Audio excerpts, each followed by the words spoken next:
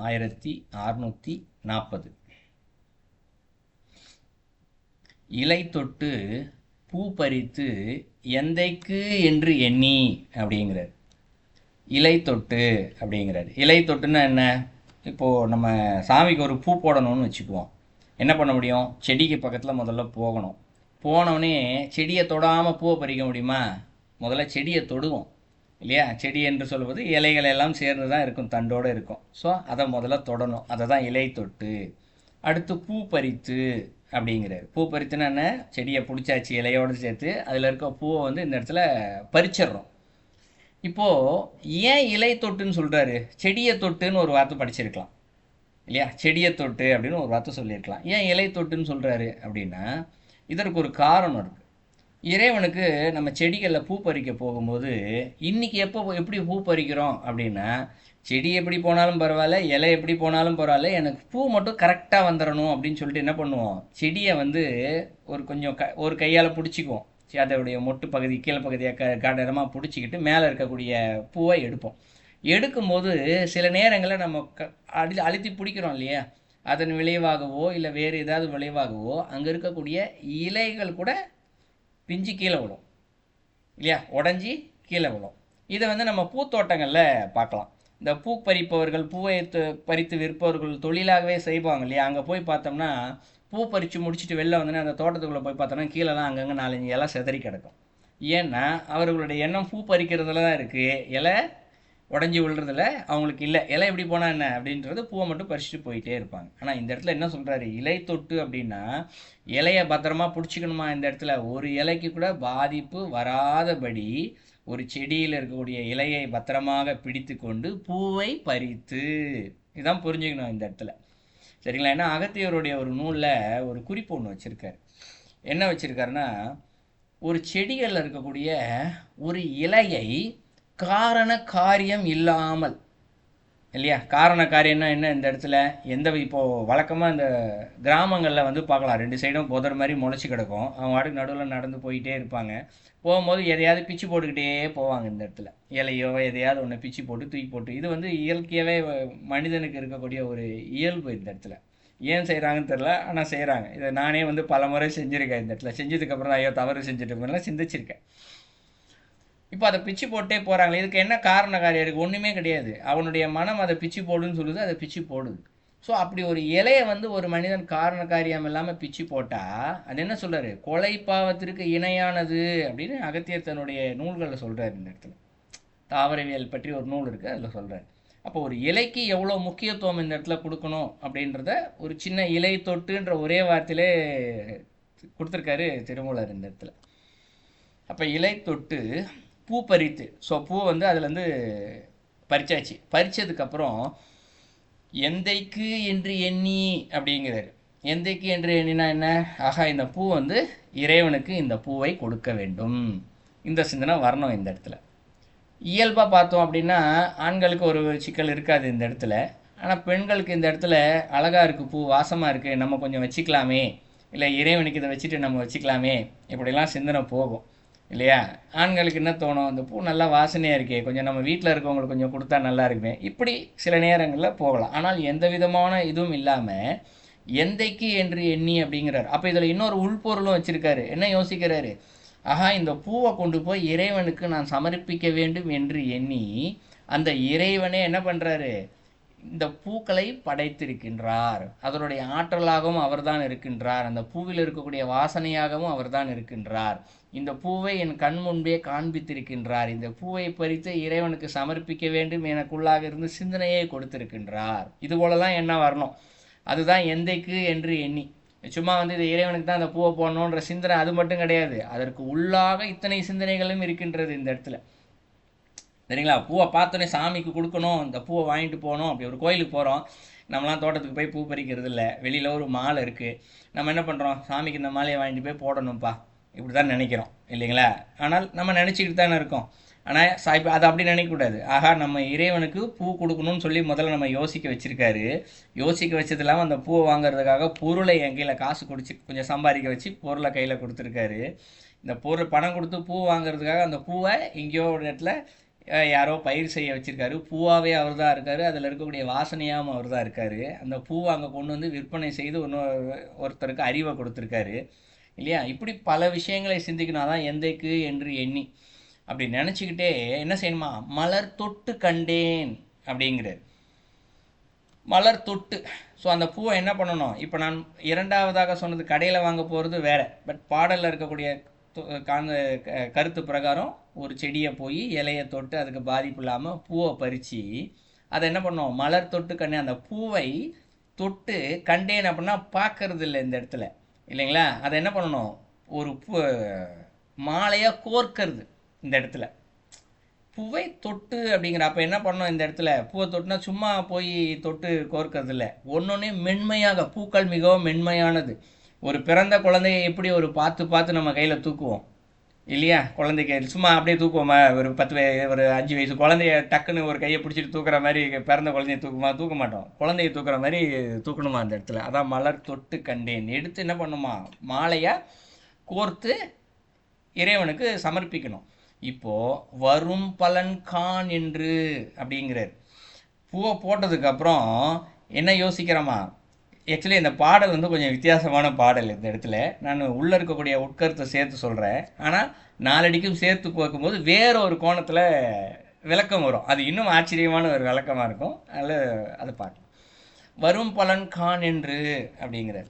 இப்போது நம்மளாம் இதே மாதிரி தான் பல பேர் செய்கிறோம் இல்லையா? நேராக கோயிலுக்கு போகிறோம், இல்லை பூக்களை வந்து செடியிலேருந்து பறித்து பூவாக கொண்டு போய் சாமிக்கு போட்டுடுறோம். போட்டதுக்கப்புறம் நம்மளுடைய சிந்தனை எப்படி போகுது இந்த இடத்துல, சாமி கும்பிட்டுறோம் இல்லையா? கும்பிட்டதுக்கப்புறம் பல நேரங்களில் ஏதாவது ஒரு எதிர்பார்ப்போம்ல, வீடு வாங்கணும், வேலை வாங்கணும், கல்யாணம் நடக்கணும், ஏதாவது ஒன்று நடக்கும்ல.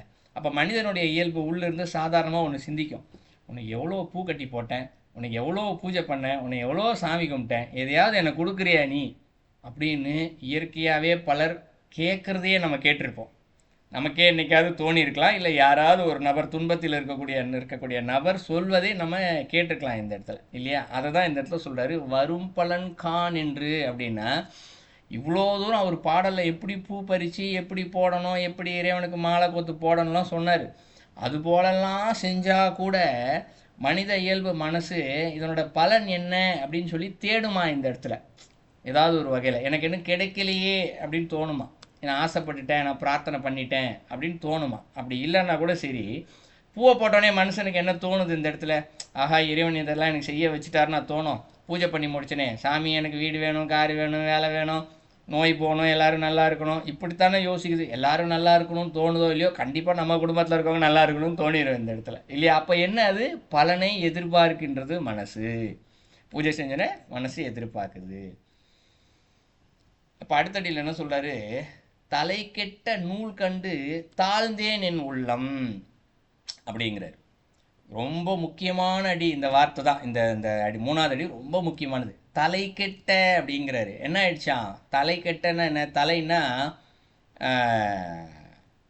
எப்படி சொல்கிறது, ஒரு பொருளுடைய உச்சம்னு வச்சுக்கலாம். தலைனா நேரடியாக இந்த தலைன்னு எடுத்துக்கக்கூடாது. நம்மளுடைய உடம்பினுடைய எல்லை வந்து இந்த இடத்துல தலை, உச்சம் இந்த இடத்துல. இப்போ இந்த இடத்துல எது தலை கெட்ட நூல் அப்படிங்கிறாரு. அப்போ நூலைத்தான் இந்த இடத்துல தலை அப்படிங்கிறாரு. எது நூல், நூல்களே சிறந்த நூல் அப்படின்னு ஏதாவது ஒன்று மனிதனாக நினைத்து கொண்டார். சிறந்த நூல் வேதம் தான், அது வேற நிறைய விஷயங்களை நமக்கு சொல்லி கொடுக்குது, நம்ம கேட்கறது இல்லைன்றது வேற. தலை கெட்ட நூல்னா இந்த உலகத்திலே நிறைய நூல் கிடைக்குது, புத்தகங்கள் கிடைக்குது. நம்ம யூடியூப்பில் பார்க்குறோம், புத்தகத்தில் படிக்கிறோம், யாராவது ஒரு ஆடியோ ஸ்பீச் கொடுக்குறாங்க, இதெல்லாம் கேட்குறோம். இன்றைக்கி யூடியூப்பில் போய் பாருங்கள், சாமிக்கு இதை உகந்த பூ, இந்த பூக்களை சமர்ப்பித்தால் இது கிடைக்கும். இன்றைக்கி கோயிலுக்கு போகிறோம்ல, போனால் சிவன் கோயிலுக்கு போனால் துளசி இது வில்வம் கொடுங்க, பெருமாள் கோயிலுக்கு போனால் துளசி கொடுங்க, ஏன்னா அதுதான் உகந்தது. இப்படி சொல்லி நமக்கு மைண்டில் ரெக்கார்ட் பண்ணி வச்சுட்டாங்க. சிவன் கோயிலில் போய் நம்ம துளசியை போட்டோம்னா என்ன சொல்லுவாங்க, என்ன பெருமாள் சிவனுக்கு போய் துளசியை போடுறீங்க அப்படின்னுவாங்க. ஏன்னா இதெல்லாம் நாங்களே செஞ்சுருக்கோம். எங்கள் கோயிலில் பார்த்தீங்கன்னா சிவனுக்கு துளசியில் அலங்காரம் பண்ணி வச்சுருப்போம். யார் போய் என்ன சிவனுக்கு போய் துளசியை போட்டிருக்கீங்கன்னுவாங்க. எங்கள் சுவாமிஜி சொல்லுவார், உங்களுக்கு தான் வேறு பெருமாளும் சிவனும், எங்களுக்கு 2 ஒன்று தான் அப்படின்வார் எங்கள் சுவாமிஜி. இது போல் அனுபவங்களையும் பார்த்துருக்கோம். அதுபோல் மனிதர்கள் இந்த யூடியூப்லலாம் பார்த்தோம்னா, இந்த பூவை கொண்டு போய் கொடுங்க உங்களுக்கு இது கிடைக்கும், அந்த பூவை கொண்டு போய் கொடுங்க அது கிடைக்கும், இப்படியும் இருக்குது. அதே போல் பூக்களுக்கு என்று சில நூல்கள்லாம் இருக்குது. இந்த பூக்களை இந்த இறைவனுக்கு படைத்தால் உங்களுக்கு இது கிடைக்கும், உங்களுக்கு வேலை வேண்டுமா, இந்த கோயிலுக்கு செல்லுங்கள், இந்த பூக்களை வாங்கி கொண்டு இறைவனுக்கு இதை சமர்ப்பீங்கள், நீங்கள் பிரார்த்தனை செய்யுங்கள், உங்களுக்கு கிடைக்கும். இப்படியெல்லாம் கூட நூல்கள்லாம் இருக்குது. இதை தான் எங்கள் இடத்துல சொல்கிறாரு, தலை கெட்ட நூல். இப்படிப்பட்ட நூலெல்லாம் படிச்சுட்டு இல்லை கேட்டுட்டு நான் என்ன பண்ணுறாரு, கண்டு தாழ்ந்தேன் என் உள்ளம் அப்படிங்கிறாராம். இவருள்ளே என்ன பண்ணிடுச்சான், இந்த இடத்துல பூக்களெல்லாம் அந்த இடத்துல சமர்ச்சிட்டு எதிர்பார்க்க ஆரம்பிச்சிச்சு, பிரார்த்தனை பண்ண ஆரம்பிச்சிச்சான். ஏன் பிரார்த்தனை பண்ண ஆரம்பிச்சிது, இந்த மாதிரி ஒரு தவறான ஒரு நூல்கள் சொன்னதையோ இல்லை அடுத்த மனிதர்கள் யாரேனும் எதையாவது சொன்னதையோ கேட்டு ஒரு உள்ளம் வந்து தாழ்ந்து போச்சான் இந்த இடத்துல. ஏன் தாழ்ந்து போச்சா இந்த இடத்துல, அவ்வளோ தூரம் ஒரு இலையை பத்திரமா பார்த்து பூவை பறித்து இறைவனுக்கு அழகாக ஒரு குழந்தைய படிக்கிற மாதிரி பூவை பறித்து கோர்த்து போய் மாலையாக சாத்தி கூட மனம் வந்து எதிர்பார்க்க ஆரம்பிச்சிடுச்சான். இடைவா எனக்கு அதை கொடு இதை கொடுன்னு சொல்லிட்டு எதிர்பார்த்து எனக்கு கிடைக்கல அப்படின்றது மனசு திட்டதில்ல. இதுதான் தாழ்ந்த உள்ளம். ஏன் தாழ்ந்த உள்ளம்னு சொல்கிறாருன்னா, இவர் பிரார்த்தனை பண்ணலைன்னா கூட இறைவன் இவருக்கு கொடுத்துக்கிட்டு தானே இருப்பார். 3 வேளை சோறு போடுறாரு, தேவையான தண்ணியை கொடுக்குறாரு, இருக்கிறதுக்கு இடத்த கொடுத்துக்கிறாரு, போடுறதுக்கு ட்ரெஸ்ஸை கொடுத்துறாரு. இதான ஒரு மனுஷனுக்கு தேவை இல்லையா? இருக்க இடம், உடுக்க உடை, உண்ண உணவு, ஆரோக்கியமான உணவு, இதெல்லாத்தையும் கொடுத்துட்டாரு இந்த இடத்துல. வேறு ஒன்றும் இல்லை, இதெல்லாம் இருக்குது. ஆனாலும் மனுஷ மனம் என்ன பண்ணுது, இது பத்தலை, இன்னும் எனக்கு அதை கொடு அதை கொடுன்னு எதிர்பார்க்குது இல்லையா? யார் இதெல்லாம் சொல்லி கொடுத்தது? நம்மளுக்கு முன்னாடி இருக்கக்கூடிய முன்னோர்கள், தாத்தாவோ பாட்டியோ அப்பா அம்மா என்ன சொல்லியிருப்பாங்க, சாமிக்கிட்ட பிரார்த்தனை பண்ணு, கேளு, நீ இப்படி பிராளு, நல்லா இருக்கணும்னு சொல்லு, நல்லா படிக்கணும்னு சொல்லி கேளு, இப்படிலாம் சொல்லி கொடுத்துருக்காங்க இல்லையா? அப்படி கேட்டதுனால என்ன ஆயிடுச்சா, இது என் தாழ்ந்த உள்ளம், கண்டு தாழ்ந்தேன் என் உள்ளம் அப்படிங்கிறது. ஸோ இதெல்லாம் செய்யலாம் கூட இறைவன் கொடுத்துட்டு தான் இருப்பார் இந்த இடத்துல. இதற்கு சான்று பார்த்தோம்னா இந்த நாத்திகர்களெல்லாம் எடுத்துக்கலாம். பல பேர் டாக்டராகவும் பெரிய பெரிய பொறுப்புலெல்லாம் கூட இருக்காங்க. சாமி கும்பிட்றவங்க கேட்பாங்களா, அவன் சாமியே கும்பிட்றதே இல்லைப்பா, அவன் இல்லைன்னு சொல்லிக்கிட்டு இருக்கான், ஆனாலும் பாருப்பா அவன் அவ்வளோ வசதியாக இருக்கான்ப்பா, அவன் இல்லை அவ்வளோ இதுவாக வேலையில் இருக்கான்ப்பான்னு சொல்லுவாங்களே. காரணம் என்ன, அவரவர்களுடைய வினைப்படி கர்மப்படி இறைவன் கொடுத்து கொண்டே இருப்பான் இந்த இடத்துல. சரிங்களா? அப்போ இந்த இடத்துல பிரார்த்தனை பண்ணுறது தப்பா அப்படின்னு ஒரு கேள்வி வரும். தப்புன்னா எப்படி தப்பு வரும், இறைவா எனக்கு எது சரியானதோ அதை செய்து கொடு என்று கேட்பது பிரார்த்தனை. ஆனால் நாம முடிவு செய்து எனக்கு அதை கொடு இதை கொடு என்று கேட்டால் எப்படி இந்த இடத்துல, ஏன் இதை தவறு பிரார்த்தனை அப்படின்னு சொல்கிறோம்னா அதை வேற ஒரு கோணத்தில் பார்க்கலாம். இப்போ அம்மா வந்து ஒரு குழந்தைக்கு பிடித்த இனிப்பை கொண்டு வரான்னு வச்சுக்குவோம். அம்மா நினச்சிருப்பா குழந்தைக்கு ரொம்ப பிடிக்கும், அதனால் நம்ம 2 இனிப்பாக கொடுப்போம் அப்படின்னு நினச்சிக்கிட்டு இருப்பாள். ஆனால் குழந்தை இனிப்பு பார்த்தோன்னா எனக்கு ஒன்று கொடுமா அப்படின்னு கேட்டவொடனே அம்மா என்ன நினைப்பா, சரி அதுவே ஒன்று தான் கேட்குது, நம்ம ஒன்று மட்டும் கொடுத்துருவோம், இன்னொன்று அப்புறம் கொடுத்துக்கலான்னு யோசிச்சு ஒன்று மட்டும் கொடுப்பா இல்லையா? அந்த மாதிரி இறைவன் நமக்கு பெருசாக கொடுக்கணும்னு நினச்சி வச்சிருப்பார் நம்மளுடைய விதி பிரகாரம். நாமே போயிட்டு பிரார்த்தனை பண்ணுறோன்ற பேரில் எனக்கு இதை கொடு அதை கொடுன்னு கேட்டவனே அவர் சரி இதைத்தானே கேட்குறான் அதை மட்டும் கொடுப்பேன்னு சொல்லிட்டு அதை மட்டும் கொடுப்பாரு இந்த இடத்துல. அதனால இந்த இடத்துல பிரார்த்தனை எப்படி பண்ணணும், இந்த இடத்துல இறைவா எனக்கு எது சரியானதோ எது எனக்கு நன்மையானதோ அதை செய்து கொடு அப்படின்னு கேட்டால் நமக்கு எது எப்போ கொடுக்கணுமோ அப்போ அவர் கரெக்டாக கொடுத்துருவாரு. ஸோ நாமாவே இந்த இடத்துல பிரார்த்தனை பண்ணி என்ன பண்ணுறோம், தேவையில்லாததை கேட்டு பிரார்த்தனை வழியாக சில நேரங்கள் கர்மாக்களையும் சேர்த்து கொண்டு இல்லையா, இதைத்தான் சொல்கிறாரு தாழ்ந்தேன் என் உள்ளம் அப்படிங்கிறது. அடுத்து என்ன சொல்கிறாரு, தலை தொட்டு கண்டேன் தமம் கண்டவாரே அப்படிங்கிறார். தலை தொட்டு கண்டேன் அப்படிங்கிறார். இந்த 4வது அடியை கூட 2 வகையாக நம்ம பொருள் எடுத்துக்கலாம். ஒன்று பக்தி கர்ம யோக மார்க்கத்தில் ஒரு பார்வையாகவும், இந்த இடத்துல பக்தி கர்மம் ஞானத்தின் வகையாக ஒரு பார்வையாகவும் யோகத்தின் வழியாக ஒரு பார்வையாகவும் பார்க்கலாம். தலை தொட்டு கண்டேன் தவம் கண்டவாறேன்னா இப்போ இது போல் பிரார்த்தனையே பண்ணலைன்னு வச்சுக்குவோம் இல்லையா? இப்போ இந்த தலை கட்ட நூல் கண்டு தாழ்ந்தேன் என் உள்ளம் சொல்ல இல்லையா? இப்போ நம்ம யார் சொல்கிறதையும் கேட்கல, புத்தக நூல்கள் சொல்கிறது எதையுமே கேட்கல, கேட்காம என்ன பண்ணுறோம், எப்பயும் போல் பூஜை பண்ணிக்கிட்டே இருக்கோம். இந்த இடத்துல பூஜை பண்ணிக்கிட்டே இருந்துட்டு இறைவா நீ எனக்கு எது சரியானது செய்யறியோ அதை மட்டும் செஞ்சு கொடு அப்படின்னு சொல்கிறோம். இல்லை அது கூட செய்கிறதில்ல, இறைவனுக்கு மாலையை சாத்திட்டு அப்படியே அவருடைய அழகை பார்த்து ரசித்து லயித்து போய் அப்படியே நின்றுட்டு கம்முன்னு வந்துடுறோம். இது கூட பலர் செஞ்சுட்டு தான் இருப்பாங்க இக்காலத்தில் இல்லையா? இன்றைக்கி இருக்க காலத்தில் அதுவும் நாமே கூட சில நேரங்களில் செஞ்சுருப்போம். ஒரு பூவை கொண்டு போய் சாமிக்கு போடுவோம், இல்லை அலங்காரத்தை எங்கேயோ பார்த்துட்டு எவ்வளோ அழகாக சாமி இருக்கார்லப்பான்னு சொல்லிட்டு வந்துக்கிட்டே இருப்போம். நமக்கும் அந்த அனுபவங்கள் சில நேரங்களில் இருக்கின்றது. இது போல் இருக்கும் பொழுது என்ன நடக்குமா இந்த இடத்துல, அதாவது இப்போ நம்ம என்னைக்காவது ஒரு நாளைக்கு தான் அந்த மாதிரி இருக்குது, ஆனால் எப்பொழுதும் அந்த மனநிலையில் இருந்தால் தலை தொட்டு கண்டேன் அப்படின்னு சொல்லப்படுறதுன்னா, தலை அப்படின்றதுக்கு எல்லை அப்படின்னு ஒரு பொருள் இருக்குது. எல்லைன்னா என்ன, அந்தம், நம்ம ஆதி அந்தம் அப்படின்னு சொல்லுவோம் இல்லையா? இறைவன் ஆதியானவன் இறைவன் அந்தமானவன் சொல்லுவோம் இல்லையா? இந்த இடத்துல ஆதினா ஆரம்பம், முடிவுனா எல்லை இந்த இடத்துல இல்லையா? அப்போது தலை கண்டே தொட்டு கண்டேன் அப்படின்னா நம்மளுடைய உள்ளம் இருக்கு இல்லையா, இந்த இடத்துல உள்ளத்திற்குள்ளே இப்போ இறைவனை பூவெல்லாம் போட்டு சிந்திக்கிறோம் இல்லையா, அதனுடைய எல்லையில போய் நம்ம பார்த்தோம். தலைனா எல்லைன்னு ஒரு பொருள் இருக்கு. எல்லையை தொட்டு கண்டேன் அப்படிங்கிற தொடுதல்னா என்ன, பிடித்தல் அப்படின்னு பொருள் இல்லையா. அப்போ நமக்கு உள்ளே மனதிற்கு உள்ளே அதனுடைய ஆழத்தில் எல்லையில் சென்று அங்கு போய் பிடித்தால் அந்த இடத்துல யார் இருப்பா, இறைவன் தான் இருப்பார். ஸோ அப்போ இதுபோல் நம்ம பிரார்த்தனை செஞ்சுக்கிட்டே இருந்தோம்னா நமக்கு உள்ளத்திற்கு எல்லையில் இருக்கக்கூடிய இறைவனை போய் சென்று பிடித்து விடலாம். இதைத்தான் தவம் கண்ட ஆரே அப்படிங்கிறது. ஸோ இதுதான் தவம் என்று செய்கின்ற முறை. ஆறுனா வழிமுறைகள் ஏற்கனவே சொல்லியிருக்கோம். அப்போ தவம் கண்டார்னா இதுதான் தவத்திற்குண்டான வழி அப்படின்னு சொல்றாரு. அப்போ நாலடிக்கும் சேர்த்து பொருள் பார்த்தோம்னா, ஒரு செடியில் இருக்கக்கூடிய இலையை அதற்கு எந்த பாதிப்பும் ஏற்படாதவாறு அதை தொட்டு அதில் இருக்கக்கூடிய பூக்களை பறித்து இதை இறைவனுக்கு இந்த பூக்கள் என்று எண்ணி அந்த பூக்களை மாலையாக தொட்டு இறைவனுக்கு அப்படியே சமர்ப்பித்து, இறைவா எல்லாம் உன் செயல், உனக்கு எது தேவையோ அதை மட்டுமே அதை நீ செய்து கொடு. இல்லை அந்த பிரார்த்தனை கூட இல்லாமல் அந்த இறைவனுடைய மட்டுமே பார்த்து கொண்டு லயித்து கொண்டு இருந்தோமே ஆனால் அதுவே என்ன செய்யும், நம்முடைய உள்ளத்திற்கு எல்லையில் இருக்கக்கூடிய இறைவனை நம்மால் பிடிக்க முடியும். அந்த எண்ணம் பற்றி நம்ம இறைவனை போய் பிடிச்சிருவோம். இதுதான் இங்கு தவம் என்று சொல்கிறார் இந்த இடத்துல. இதை விட்டுவிட்டு இதே செயலை செய்துவிட்டு இதனால் எனக்கு என்ன பலன் என்று நம்ம முன்னோர்கள் ஏதோ சொல்லி கொடுத்தபடியோ இல்லை நூல்களில் உள்ளபடியோ நாம் செய்தோமே என்றால் அது நம் உள்ளத்திற்கு இருக்கக்கூடிய அந்த எல்லையில் இருக்கக்கூடிய இறைவனை நம்மால் பிடிக்கவும் முடியாது. இதுதான் இங்கு தவநிந்தை. ஸோ இப்போ இந்த தவநிந்தை பாடல் என்ன சொல்லி கொடுக்குறாரு, இறைவன் நமக்கு ஒரு சூழ்நிலையை உருவாக்கி கொடுத்துட்டாரு. பூச்செடியை கொடுத்துட்டாரு, பூக்களை கொடுத்துட்டாரு, அந்த பூவை பறிக்கக்கூடிய அறிவை கொடுத்துருக்காரு, ஆற்றலை கொடுத்துருக்காரு, பூவை கட்டுறதுக்கான ஆற்றலை கொடுத்துருக்காரு, இறைவனுடைய ரூபத்தை கோயில்களில் கொடுத்துருக்காரு. இந்த பூக்களை கொண்டு இறைவனுக்கு படைத்து விட்டு அதை ரசிக்கக்கூடிய தன்மையை கொடுத்துருக்காரு. கண்ணால் பார்த்து ரசிக்கக்கூடிய கண்ணுக்கு ஆற்றல், மனதிற்கு ஆற்றல் எல்லாத்தையும் கொடுத்துருக்காரு. இதை சரியாக நாம் செய்தோமே என்றால், எந்த விதமான எதிர்பார்ப்பும் இல்லாமல் நாம் இதை செய்தோமே என்றால் நம்முடைய உள்ளத்தின் எல்லைக்குள் இருக்கக்கூடிய இறைவனை நம்மால் பிடித்து விட முடியும். இதுவே தவம் செய்கின்ற முறை. ஆனால் நாம் இந்த செயலை செய்யும் பொழுது எதிர்பார்ப்பு என்ற ஒன்று வந்து விட்டாலோ, பலனை எதிர்பார்த்தாலோ அது இங்கு தவநிந்தை ஆகின்றது. இது ஒரு பொருள். நம்ம யோக மார்க்கத்தில் ஒரு பொருள் சொல்கிறேன்னு சொன்ன விட்டேன்.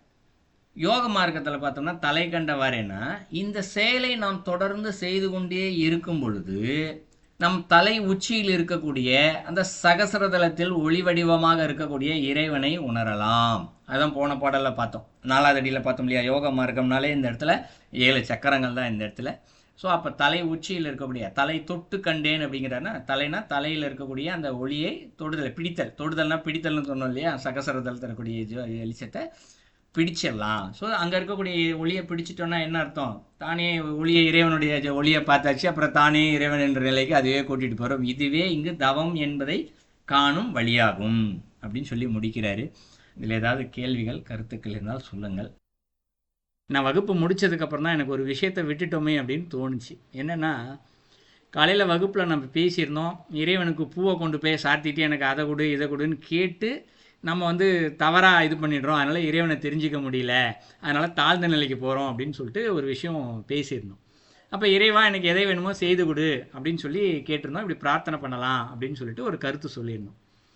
அப்போ வேறு ஒரு கேள்வி வரும், அப்போ இறைவன்கிட்ட எதையுமே நம்ம இங்கே கேட்கக்கூடாதா அப்படின்னு ஒரு கேள்வி வரும் இல்லைங்களா. ஏன் கேட்கக்கூடாது என்பதற்கு இது சொல்லிடுச்சு, ஆனால் திருமந்திரத்தில் வேற ஒரு இடத்துல சொல்லுது இறைவன்கிட்ட இதை நீ கேட்டு வாங்கு அப்படின்னு வேற ஒரு இடத்துல சொல்லுது. என்னடா இது, ஒரு இடத்துல கேட்காதன்னு சொல்கிறாரு, ஒரு இடத்துல கேளுன்னு சொல்கிறாரு, இதை எப்படி புரிஞ்சிக்கலாம் அப்படின்னு பார்த்தோம்னா அதுக்குள்ளே ஒரு நுட்பம் இருக்குது. இறைவன்கிட்ட கேட்கலாம், ஏன்னா இறைவன் தாயுமானவர் சரிங்களா. அதுக்கு ஊமையாக ஒரு கதை வேற சொல்லுவார் அந்த இடத்துல. என்னென்னா, ஒரு வீட்டில் 10 குழந்தை இருக்குன்னு வச்சுக்குவோம். ஒரு குழந்தை தான் அழுதுச்சுன்னா அம்மா அழுகிற குழந்தைய தான் தூக்குவான், அழுவாத குழந்தைய தூக்க மாட்டான் இல்லையா. எந்த குழந்தைக்கு உடம்பு சரியில்லையோ அந்த குழந்தைக்கு தான் முதல்ல சாப்பாடு கொடுப்பா, மீதி குழந்தைக்கு 2வது தான் கொடுப்பா இல்லையா. அப்போ அந்த மாதிரி இறைவனுக்கு நம்ம எல்லாருமே குழந்தைங்க தான், உலகத்தில் இருக்க எல்லாருமே குழந்தைங்க தான் சரிங்களா. அப்போ இந்த குழந்தைகளுக்கு எந்த குழந்தை ரொம்ப அதிகமாக பிரார்த்தனை பண்ணி கேட்குதோ, எனக்கு இதை கொடு அப்படின்னு சொல்லி கேட்குதோ, அவர்களுக்கு முதன்மையாக இறைவன் கொடுக்கின்றார் என்பதை ஒரு உவமையாக அந்த பாடலில் சொல்லுவார். இப்போ காலையில் பார்த்த பாடலுக்கும் பழைய பாடலுக்கும் ஆப்போசிட்டாக இருக்கும். இதில் கேட்காதங்கிறாரு, அதில் கேளுங்கிறாரு. அப்படின்னா என்ன பொருள்னா, காலையில் சொல்லப்பட்ட பாடல் கேட்கக்கூடாது என்பதாக பொருள் அல்ல, நீ ஒரு பொருளை கொடுத்து விட்டு கேட்காதே என்பதுதான் அதோடைய உட்பொருள். அந்த இடத்துல பூவை கொண்டு போய் கொடுத்துட்டு நான் உனக்கு பூ போட்டால எனக்கு கொடு அப்படின்னா அது ஒரு வியாபாரம் மாதிரி ஆகிப்போகுது இல்லையா? இந்த வியாபாரம் தான் நம்மை தாழ்ந்த நிலைக்கு அழைத்து செல்கின்றது. ஆனால் அதே நேரத்தில் நீ இறைவனுக்கு ஒன்றுமே கொடுக்கல இந்த இடத்துல, பூவும் கொடுக்கல, தண்ணியும் கொடுக்கல, ஒன்றுமே கொடுக்கல. சும்மா ஏன்னா சித்தர்கள் ஞானிகள்லாம் எதை கொண்டு போய் கோயிலில் கொண்டு போய் எல்லாம் கொடுத்துட்டா இருக்காங்க, ஒன்றுமே கொடுக்கறது இல்லை. திருஞான சம்பந்தம்லாம் போனார், கோயில்களாக சுற்றினார். திருஞான சம்பந்தர் அப்பர் எல்லாருமே சுற்றினாங்க கோயிலுக்குள்ள. அவங்க கோயிலுக்குள்ள பூவா கொண்டு போய் கொடுத்துருந்தாங்க இந்த இடத்துல. அப்பர் கொஞ்சம் உழவார பண்ணி செஞ்சாருன்னு வச்சுக்கலாம். திருஞான சம்பந்தம் சும்மா தான் போனார் இந்த இடத்துல. ஆனால் அவருக்கு பாருங்க, இறைவனே வந்து அந்த தேனுபுரீஸ்வரர் கோயிலுக்கு பார்த்தீங்கன்னா வெண்சாமரம் பிடிச்சி முத்து பல்லக்கெல்லாம் வச்சு அமுச்சு விடுவார் இந்த இடத்துல, வெயில் அடிக்குதான் குழந்தைக்குன்னு சொல்லிட்டு. அப்போ என்ன செஞ்சார் அவர் இந்த இடத்துல? குழந்தைக்கு கால் சுடுமேன்னு சொல்லிட்டு இறைவனே அமுச்சு விட்றாரு இல்லையா? அந்த மாதிரி இறைவன்ட்ட நம்ம உரிமையோடு கேட்கலாம். ஆனால் பேரம் தான் பேசக்கூடாது இந்த இடத்துல. நான் உனக்கு கொடுத்துட்டேன் எனக்கு கொடுன்னு கேட்கக்கூடாது. அது கொடுக்காம கூட கேட்கலாம், எப்பா எனக்கு உடம்பு சரியில்லை சீக்கிரம் சரி பண்ணி விடுப்பான்னு உரிமையோட கேட்கலாம் இந்த இடத்துல.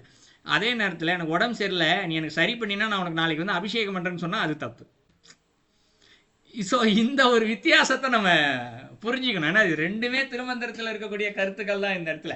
கேளும் சொல்வதும் அதுதான், கேட்காதன்னு சொல்கிறதும் அதுதான். எங்கே கேட்கணும் எங்கே கேட்கக்கூடாதுன்னு இருக்குது இந்த இடத்துல.